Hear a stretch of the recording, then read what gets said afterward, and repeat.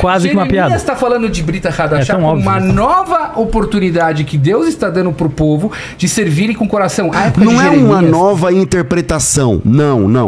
É uma nova aliança, é um novo acordo, é um novo trato, é um novo pacto, é um novo mandamento, é um novo testamento. Que eu quero deixar para vocês o seguinte: nós cristãos analisamos tanto o Antigo Testamento quanto o Novo Testamento sempre na perspectiva de que Jesus de Nazaré é o Salvador. Por isso nós cristãos e os judeus estaremos diante do mesmo texto, vendo coisas distintas. Sim. Porque nós lemos a Bíblia a partir do prisma de Jesus de Nazaré.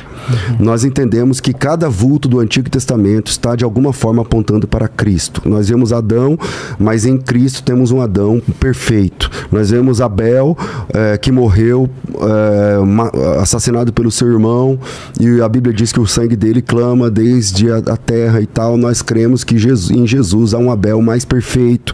Nós cremos que Abraão está apontando para Jesus de alguma forma, porque Abraão sai da sua terra, da sua casa, ele tinha uma casa muito boa e tal, ele sai e se torna um nômade, se torna um peregrino e forma um novo povo de Deus. Nós enxergamos isso em Jesus Cristo, que deixa o seu lar para começar o novo povo de Deus. Nós vemos em Isaac, nós vemos em Jacó, nós vemos em José, nós vemos, enfim, em Noé, Jonas. O tempo todo nós enxergamos a salvação a partir da pessoa de Jesus Cristo. Quando eu disse que o sacrifício era o centro da fé judaica, é porque vocês, com todo o respeito que vocês merecem, o judaísmo que vocês representam não é o judaísmo do Moisés, obviamente. O Moisés não usava kippá. O judaísmo que vocês representam, inclusive, há divisões entre os judeus. Por exemplo, se você pega, por exemplo, o caraitismo, que é um tipo de judaísmo que não aceita, por exemplo, o caraíta não aceita Shibalpé, não é? Ele não aceita, por exemplo, a Torá oral. Caraíta que existia há 2000 anos atrás, não existe mais. Exato, mas não, ainda existe. E você sabe que existe. Sim, 100 pessoas em eu não estou falando o número, né? Mas existe. Estou falando números. Pesquisa no Google. Mas existe. Existe sim. Hoje existe. Entende? Então, para eles, por exemplo, o judaísmo que vocês representam não é o judaísmo mais próximo da lei de Moisés e tal. Existem outras formas de judaísmo também. Judaísmo é Torá oral. Existem outras formas de judaísmo também, e o caraitismo, por exemplo, é uma delas. Agora, o que nós cristãos entendemos é que, por exemplo, eu deixei o texto lá de Daniel 9. É uma pergunta complexa, porque lá está profetizada a chegada do Messias. Quanto tempo eu tenho? 1 minuto. Lá está profetizada a chegada do Messias em 69 semanas. A semana judaica é de 360, o ano judaico é de 360 dias, significa que 360 vezes 60 vezes 7 vezes 69 dá um total de 365. Hã? 365 o nosso calendário. O calendário bíblico... Não. O calendário bíblico é 360. Não, o lunar é 354. 354. Exatamente. Não é de 365, é o nosso, é o solar. Isso, né? tá certo. Então, quando você faz essa conta, dá, sei lá, um pouco mais de 173.800 dias da profecia de Daniel, o que se cumpre perfeitamente na chegada de Jesus, quando ele entra lá em Jerusalém e é chamado de rei lá em março do ano 32. Ou seja, essa profecia ela é tão clara que alguns céticos, inclusive judeus, começaram a dizer que esse livro não tinha, essa parte foi feita depois, ou coisa parecida. Porém, nos achados lá do 1949, lá do Mar Morto, tá lá, tem o livro de Isaías, de Daniel lá. Então, isso é só para começar o jogo, porque eu perguntei de Daniel, mas acabou enviesando aqui o debate, mas eu quero já deixar outra para finalizar, que é Jeremias 31:31. Deus prometeu fazer uma nova aliança. Quando é que começou?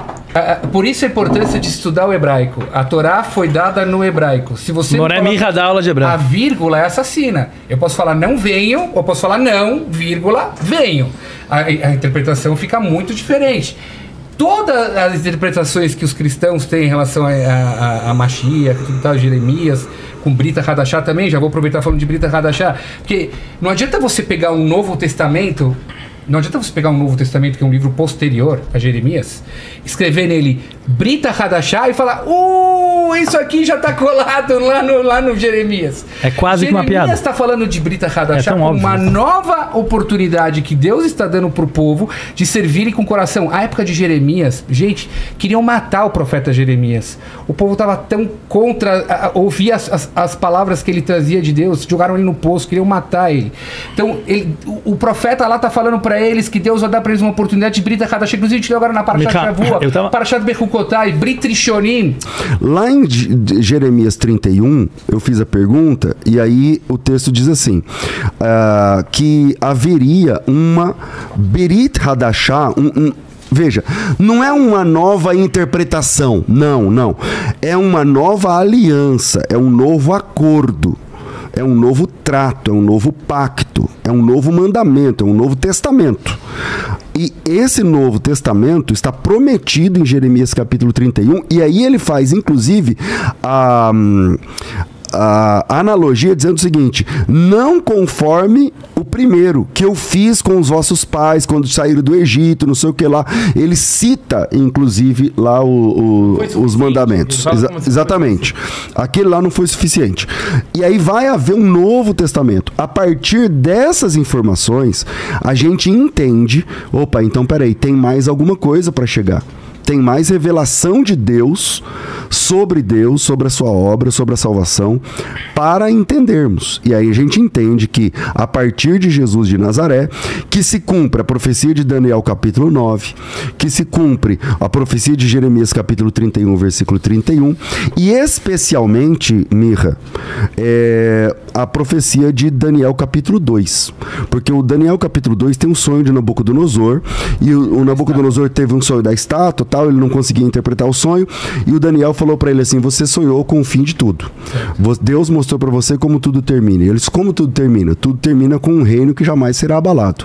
E esse reino que jamais será abalado, que é dito lá em Daniel capítulo 2, depois no capítulo 7, novamente também e tal, essa é justamente a pregação de Jesus. A primeira pregação de Jesus é: arrependei-vos e convertei-vos, porque o reino de Deus está chegando, o reino de Deus está próximo. Já era de João Batista, né? Exatamente. Jesus, então, depois Pedro pega... Então Jesus vem falando exatamente sobre esse reino que os judeus gostam de falar de era messiânica, e Jesus começa a falar desse reino, e na sua vinda, na sua volta, no retorno glorioso de Cristo, que está lá tanto no Antigo Testamento, em Zacarias 14, como no Novo Testamento, no Apocalipse, é o ápice desse reino que vai tomar conta de todo o mundo. E esse reino não é de uma dinastia, não é somente de filhos de Abraão, mas é de pessoas de todas as tribos, línguas, povos e nações. Então, baseado nisso, nós entendemos que o cumprimento de tudo isso se dá no Novo Testamento, na Brit Hadashah.